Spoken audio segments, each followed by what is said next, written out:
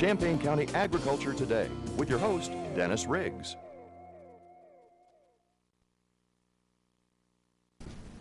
Hello and welcome to Champaign County Agriculture Today. My name is Dennis Riggs, your host for the next few minutes. Glad that you could tune in and learn more about an important industry right here in our area, and that is agriculture. Today we're going to be exploring in more depth a topic that is important to all of us, and that's food prices. I don't know about you, but agriculture's tie-in to me about 3, sometimes 4 times a day, is food and the prices thereof. So today on our program, we're going to talk about those food prices. You've probably seen your budget as you've gone to the grocery store change, probably gone up a little bit, and we want to find out why, and is there anything you can do about it, at least to better understand the situation. So today on our program, we've got 2 experts that's going to address those issues, and we'll start out with Mr. Chris Hausman. And Chris is a farmer down in the Boston area. Chris, have you been a farmer for very long? Yes, my whole life, basically. I'm a 4th generation farmer, and hopefully one of our sons will be a 5th generation down the road. Very good. So you've been raising crops and been in the food production area for many, many years. Oh, yes. Thanks for being with us today. We're going to see your input as a farmer. Also on our program today is Mr. Ron Warfield. Ron, also a farmer up in the Gibson City area. Ron, how long have you been out there tilling the soil and raising crops? I've been farming for about 35 years. Mm-hmm. Now, is it total crop production, or have you raised any other commodities? Well, actually, I was a cattle feeder for about 20 of those 35 years, and so I fed cattle as well as a corn and soybean farmer. Okay. In addition to that, I know that you've kind of gotten off the farm just a little bit and are helping out here at the University of Illinois. Give us an idea what your job is here at the university. Well, I've got a real enjoyable job. I'm part-time. I'm teaching a class on agribusiness policy and leadership, and it's a class where it's hands-on, where the students talk about the policy issues, and we take them to Washington, D.C. for a week to see firsthand policy in action. And it gives me an opportunity to keep up with what's going on in Washington, as well as help the kids help me stay younger in terms of the way I think about it. There's something about all those questions and everything that they come up with. You got to study every once in a while. So it's been fun. Well, Chris, you know, a lot of times people think that because you're a farmer, you probably never have to go to the grocery store. Is that the way it works? Well, unfortunately, we buy groceries and eat just like every other consumer out there. So no, you get some ribbing about that, but no, we are consumers just like everyone else. We also are very concerned about our environment. We drink the water out there. We work with the soils, and we're very concerned about the environment and all the other issues that everyone else has on concern. So no, we are part of the whole agricultural issue, and we do consume food also. So when you go to the grocery store and the price of pork and beans or cream corn has gone up a little bit, you don't just not buy it and go out behind the barn and get your own can. Is that right? That's correct. Back probably 2 generations ago, there was probably some truth to where they were more self-sustaining, where they produced the milk and the eggs and the beef, and really didn't buy much. But those days have long been gone, and we're more of a specialized agricultural, and where we just grow specific commodities because it's more efficient. It's kind of impractical for every farmer in the Midwest to have some cows and chickens and pigs and a few goats, and that just isn't the way commercial agriculture is meant to be today, and we need to be more commercialized and be able to feed this world. So not only the quantity of the food, but possibly even the quality of food has increased because farmers, you know, there's a farmer that specializes in poultry production, a farmer that specializes in pork production, just like you're basically in corn and food grade crops. Does that help the consumer? Oh, definitely. And I think also just from a fact that here in the Midwest, you grow what you have an economic advantage to grow. Our soils in this area are suited for row crop production. They're not suited for pastures. We want to grow what is the best crop possible in this area, and that's why we do what we do in this area. Livestock production, on the other hand, commercial livestock production, it's going to go originally where the the increase in the biofuels production, there's going to be a lot of byproducts produced off of the expansion of ethanol. And so you're going to see a lot more increase in livestock production because of the byproducts out of the ethanol plants where they can utilize those feedstuffs. Well, it's good to know that that you don't have cream corn growing out behind the barn. I was always That's kind of worried about that. But be as it may, we have to all go to the grocery store just like our folks watching on TV today. And when they have been going to the grocery store here lately, they've seen an increase in food prices. And Ron, I know you're working at the university. You put together a slide here. We're going to show slide A. And there are some reasons why food prices have gone up. Let's take a look at that slide. And if you could, go over these for me. If you want to look at, and we look at it, it's not just domestically in the U.S. where food prices. Commodity prices have gone up worldwide. And so these we're talking about from an international perspective why prices are going up. And there's some that are unique to the U.S. that might not be to others. But we're going to talk about the whole gamut. First of all, weather. And those of us involved in farming know that production depends on the vagaries of weather. And on a global basis, we've had some quirks in the last few years. Australia had a wheat production problem for a couple of years. There's been a few areas that have had some rice production issues. So in all of that, there has been some cases where it's been a problem of weather that caused globally a little downturn in terms of production. Mm-hmm. I want to expand on that just a little bit. Let's come back to Ron here. As you see the weather affecting folks, farmers control a lot. We're pretty good at growing and placement of the seed, crop protection chemicals that we use to control our weeds and pests. What about the weather? What are we doing about the weather, Ron? Well, actually, you know, if you look, irrigated lands obviously does impact that. If you look at some of the biotechnology today, one of the code words you hear today among farmers and seed corn companies is drought-resistant hybrids coming out of biotechnology. And I think Chris and I are extremely optimistic as we look down the road because every year, as you know, Dennis, we go through a time where we don't have enough rainfall. And if you have some more drought-resistant characteristics into that corn, then it can become less resistant to the weather, vagaries of weather. And certainly what's going to happen in biotechnology in terms of facing adverse weather is going to be extremely helpful as we look forward. So the old adage of everybody talks about the weather, but nobody can do anything about it. It's changing. It's kind of changing just a little bit, but it'll still rain when it wants to. All right, well, let's continue on back to our slide A, and we talk about the weak dollar. Used to be the dollar was king in the world for world trade. What's going on in the area of that? Well, we've had a dramatic decrease in the value of the dollar, and particularly as it affects the U.S. consumer today. Why, we import a lot of foods that we don't produce here. Chris can't go out and pick bananas so you can put them on the grocery store shelf. He doesn't read any coffee so you can have it in your coffee beans to put in. You can go down the fruits and vegetables. There's a lot of crops today that we import. We didn't even have available even 20 or 30 years ago. I love mango.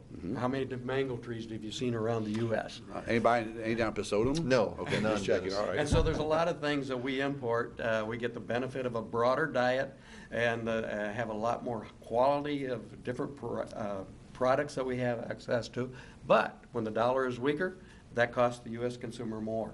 And so the prices in the U.S. have gone up because of a weaker dollar. What about our foreign customers? When they purchase our product, how does the change in the dollar affect their purchase of our products, the corn and soybeans and wheat that we grow? Well, obviously it's made the U.S. agricultural production and our products cheaper to the foreign buyer. And so, lo and behold, what's happened to corn exports, Yes. Chris? Corn exports are going up because it's cheaper to the Chinese or to other buyers overseas. And so it makes it cheaper for them, and so we're exporting more because of the weaker dollar. So that has less of it available back in the U.S. than it might have otherwise have been. Let's go back to our slide. As you talk about their demand for our product, we go back to our slide and we see economic growth in developing countries. That's a big one, I think. A big one, and we certainly see a lot more mouths to feed around the world in places they've been there sometimes before, but now more of them have the money and the ability to buy that food. And so as you have economic growth taking place, and we're going to show you some of those numbers in a minute, why it has tremendous more mouths to feed and they got the ability to buy it. And so that has a significantly upward pressure upon the demand for agricultural food products around the world. Well, that's the foreign consumer. Let's talk about foreign governments. We go back to our slide and we see our fourth point there is that foreign governments have been limiting exports. How does that affect us? Well, we've seen countries react to the fact of, oh gosh, we're talking about food prices being higher, commodity prices being higher. Can we protect the local country? If you remember back in the 70s, the U.S. did some of that. In the 70s, we said, oh my gosh, food prices are going up. We worried about this worldwide growth, and what did we do? Embargo. Put an export embargo on. Yes. And so we've done that. This time we learned our lesson, hopefully, and we learned it right, and we've not done that. But other countries around the world have. And so you see countries that have said, okay, we're not going to export any more of that rice or any more of that wheat or any more of that soybeans because they're tight, and we want to make sure our domestic country consumers have enough. And we're seeing some of that. In addition to that, we've actually seen some hoarding in the rice area where people are saying, gosh, they tell me it's going to get higher, and so what I do, I go out and buy some more. And that's aggravated it and made it worse. And certainly if we had more free, open trade and movement internationally, the problem would probably not be as bad as it is as we're seeing today. But certainly very significant when governments take action that interferes with the movement and marketing of those products. And that's happened in the last year. An old adage that we've heard over the years is that there was really not a shortage of food, there was just a shortage of the distribution of food. Has that changed any, or is it still more or less the same? It's still the same. The difference is as you get more income growth, and that's what's happened this time. You take China and India particularly, two countries we talk about a lot, in which you have a tremendous increase in the population is still there, but they have increased incomes, and so they eat better. And when they eat better, they buy more food and they upgrade their diet, and they're eating more meats and those kinds of protein products. And so the demand for those have increased. And so that's just where this real increase in growth is coming from. And that's kind of human nature. It can't be legislated or it can't be written into a policy anywhere. And the one that affects us all, Chris, I know that it affects you and your production. I'm going to get to Ron on the worldwide side, but what about energy costs? What is that doing to your farming operation? Well, energy is a major component of agriculture. We're a very energy dependent industry. And so when consumers see these higher prices that they're paying at the pump, we feel they're paying also.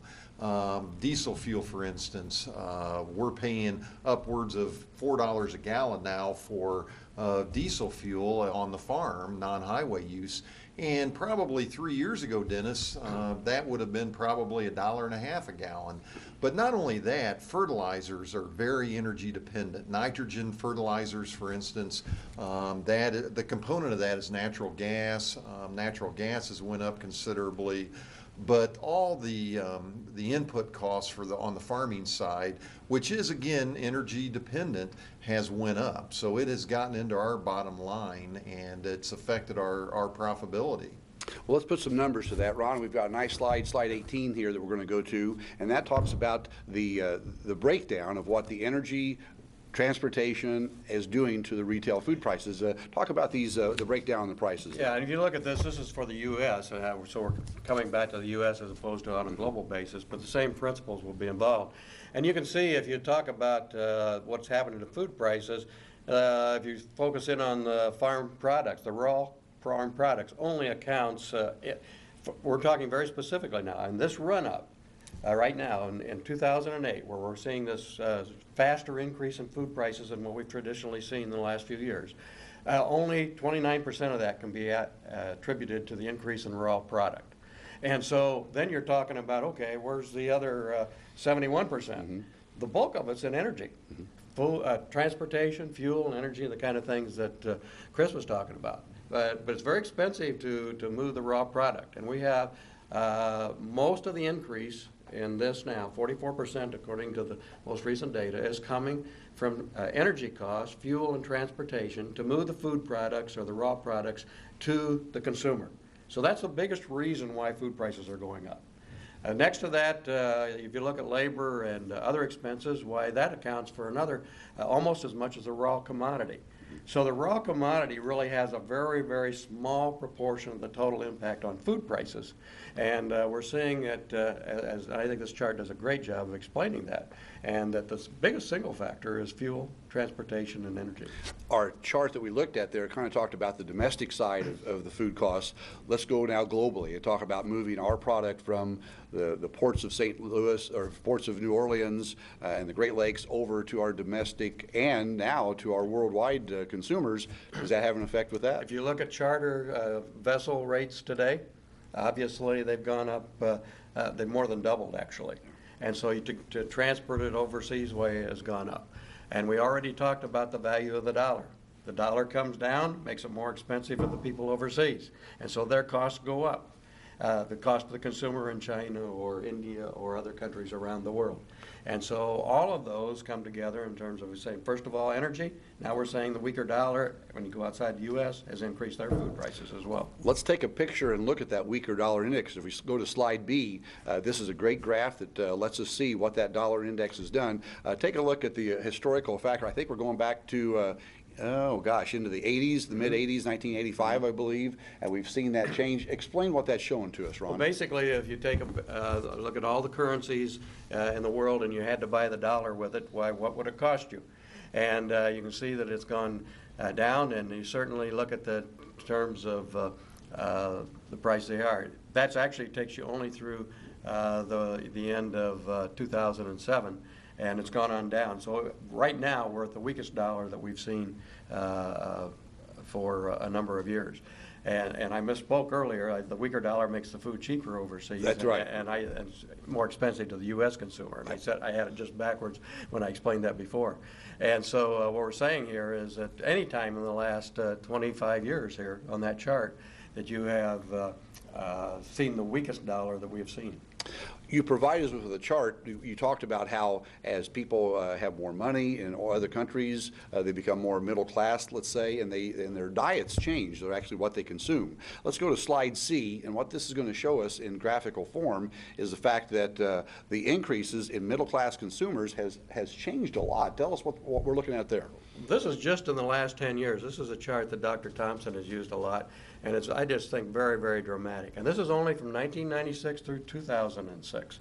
And so it is saying what has happened to people who have moved into the middle class in that 10-year period of time. And if you take just China and India combined, look at those two countries, you can see China's it's increased by about 180 million people have moved into the middle class in that period of time, and India about 160 million people. Add those together, you have a country larger than the size of the United States, in those two countries alone, that have moved into a middle class that have the ability to buy food, and they have increased their diets. Go down the rest of that chart and just gives you a feel for this is happening in all developing countries around the world. So we have a huge increase in world demand for food, and that is part of this increasing demand for that. And you couple that with what Chris was talking about in terms of what's happened to farm incomes recently, not only in the U.S. but around the world. We haven't had tremendous incentive to increase because the prices of commodities have been relatively low. Mm-hmm. And so what do you got to do? Increase the price of the commodity, give producers the incentive to produce more, because we have the demand in the world that wants to consume it. Well, that's interesting. Does that mean Chris has been holding back? I'm going to ask him that question. You know, now that there's a few more dollars in agriculture, the price has gone higher. Do farmers just put that in a savings account somewhere, or what do farmers do when the price of the commodities go up? Well, I think it sends a signal to farmers to increase production, and so we do everything we can possibly to maximize our returns per acre. So the market sends us signals of what crops to plant each year. And there was a struggle this year here in the Midwest of whether we were going to grow corn or soybeans. And the market was kind of competing against those two crops and sending signals. But with that said, anytime we have the prices that we are looking at, yes, that's going to force farmers to do everything they can to maximize the production per acre out there. When we have these economic times that we have in agriculture, which we haven't seen in years, profitability is good. A lot of times you want to take those dollars and reinvest back into the farm. and try to make your farm even more efficient through increase in machinery purchases, larger equipment sizes, things that will actually help the bottom line.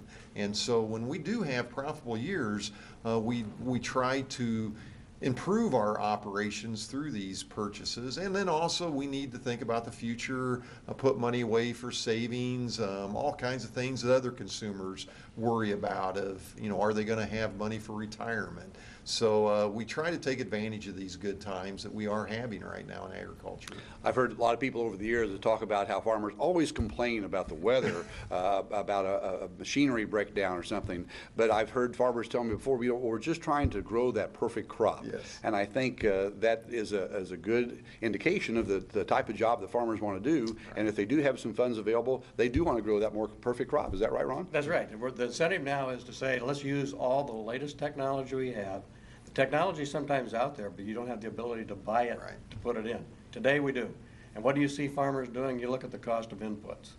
They're going up dramatically because farmers not only in the U.S. but around the world are using more. Productivity is going to go up. Yes. And so the signals have gone out to say there's a demand out there for people around the world that want to eat more, eat better, and have the ability to pay for it. And also we got part of the component is saying, and we can provide some energy along the way. Well, your slide showed it very dramatically is the fact that we've actually put a new country online. It's the country of middle-class consumers that can afford food, and it's as big as the United States of America. So that shows what the demand is going to be for our product. But how are these prices affected, and what's going on? And Ryan, you've got a slide D here that we're going to take a look at, and that talks about how prices have actually increased and how does this compare to previous years. So let's take a look at slide D there, and that's an interesting pie chart. Explain what's going on there. Now, this is actually looking at the consumer dollar. The consumer dollar and where it goes when the food gets. So you can see that the farmer component of that is less than 20%, or right at 20% when these statistics were taken. And again, it reflects the fact that most of the food dollar really goes for labor, for fuel, for energy, for advertising, and all those other factors. And the raw commodity price only accounts for about 20% of that total.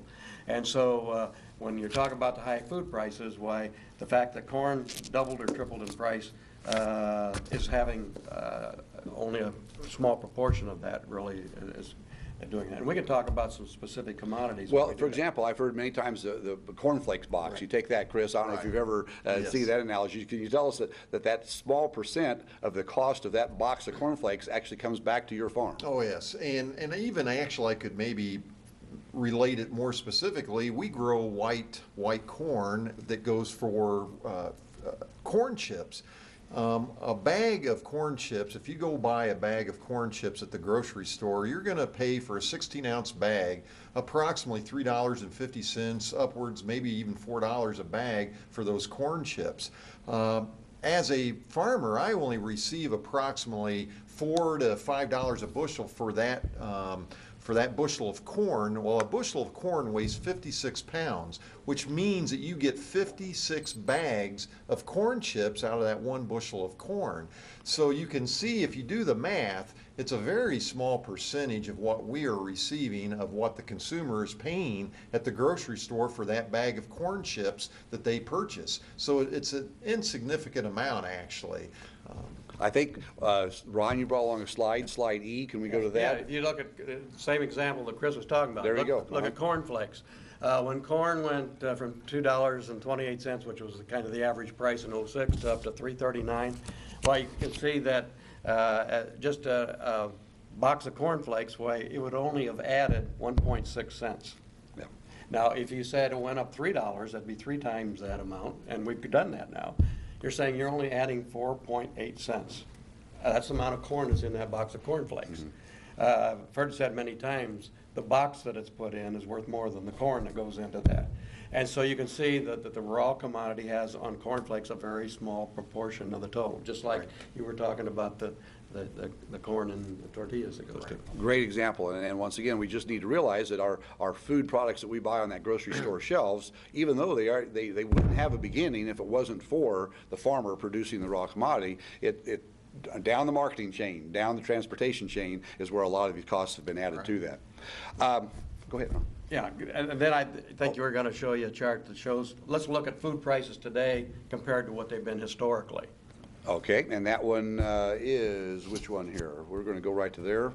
I don't know if we've got that one on slot right now, but give us the audio example of that slide. Okay. Basically, if you look historically, the price of food today is increasing about 4%. That's kind of been the top end of the range of where we've been at in recent years. But if you go back in the 70s and 80s and look at the prices then, why we've actually been trending down in terms of the inflation rate of food cost. Back in the that if you look at there, you can see the last 10 years in terms of what's happened to food costs. And you can say 4% increase is about the highest it's been during the last 15 years. And if you go back this decade, they've actually been less than they were in the 80s, which they were in the 70s. And in the 70s, food prices were going up by about 6 or 7% per year. So from a historical perspective, actually the inflation rate of food is fairly minor. And I would also say that I don't have a chart to show it, but if you compare the inflation rate of food cost at, say, 5% for 2008 and compare what's going to happen to healthcare costs, or look what's happened to housing costs, or look like what's happened to any number of other areas, we are still very, very much on the low side.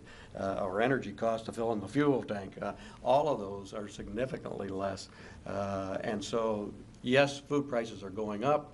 But it gets a lot more attention than it really deserves when we look at it relative to other. I think a slide that we do have, slide 17 here, actually we can go to that, and that has a dollar breakdown of what that change is. Right here we can see that 81% of that is off farm. Is this kind of bears what you were talking about, right? That's right. So there you go in graphical form.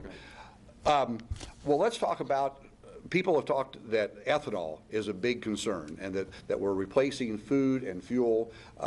Is that a big concern? Are we taking food away from the table by increasing our ethanol production? Well, when you look at the same chart, you say, okay, if we said if corn prices go up by 3 times what they were previously, you're still going to only impact the price of, in the case we use the corn flakes, 5 cents.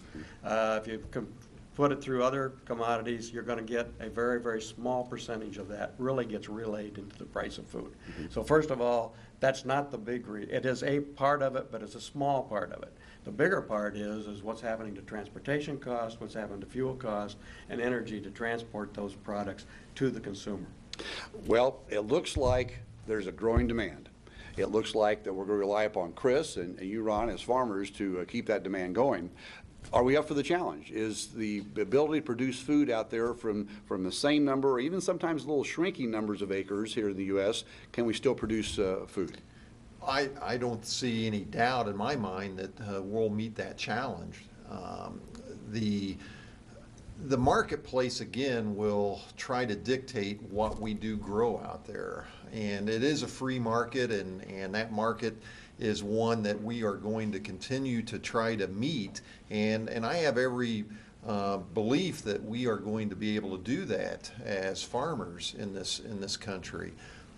Through the technology, the biotechnology, for instance, that Ron alluded to earlier, we're going to be able to meet that demand. Our trend line yields continue to increase for corn and soybeans production, and so we're going to be able to meet that. Sounds like a bright future, and that's why we're glad you tuned in today to join that future with us here on Champaign County Agriculture Today. Thank you for watching. Hope you'll tune in again next time.